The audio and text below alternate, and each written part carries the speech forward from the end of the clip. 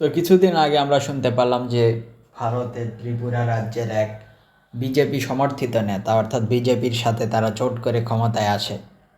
তো সে নাকি বাংলাদেশকে টুকরা টুকরা করার হুমকি দিয়েছে। ভারতের আবার অনেক সাবেক সেনাবাহিনীর কর্মকর্তা ব্রিগেডিয়ার জেনারেল মেজর জেনারেল যেমন জিডি বক্সিও এক সময় দেখতেছিলাম বাংলাদেশের বিরুদ্ধে তেমন খুব তাদের কথা। তারা নাকি বাংলাদেশকে 3 টুকরা করবে, একটা রংপুর টুকরা, একটা বাংলাদেশ, আরেকটা হচ্ছে পার্বত্য চট্টগ্রাম। তো তাদের এত বড় বড় কথা শুনে মানে কান ঝালাপালা হয়ে যাওয়ার অবস্থা। যদিও বাংলাদেশের সেনাবাহিনীকে হাসিনায় আর 16 বছরে খুব দুর্বল করেছে, পিলখানা থেকে শুরু করে অনেক ষড়যন্ত্রের মাধ্যমে।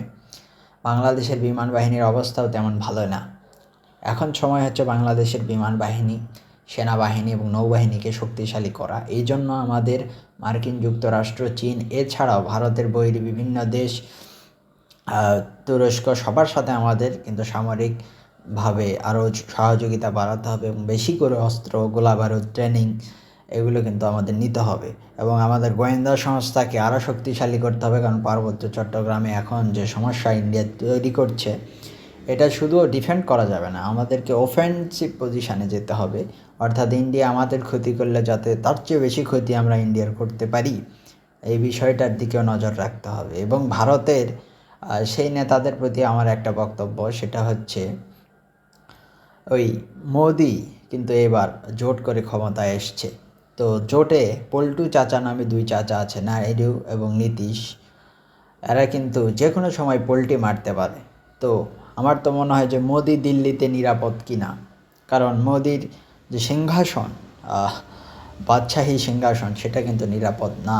যে কোনো সময় ভারতের সরকার পরিবর্তন হয়ে যেতে পারে এবং সেনাপ্রধান বা বড় বড় সাবেক সেনা কর্মকর্তাদের উদ্দেশ্যে বলতে চাই, বাংলাদেশের সাথে লাগতে আসেন না। বাংলাদেশের বর্তমান প্রধান উপদেষ্টা কিন্তু যে সে মানুষ নন, তিনি একজন নোবেল বিজয়ী।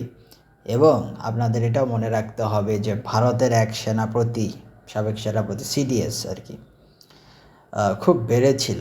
তাই এটা কি made in India, made by India, আচ্ছা অনেক কিছু করতে চেয়েছিল। তার কি পরিণতিটা হয়েছে একটু ভালো করে ভেবেচিন্তে তারপরে এই বড় বড় বাংলাদেশকে 10 টুকরা 20 টুকরা করার চিন্তা ভাবনা করবেন।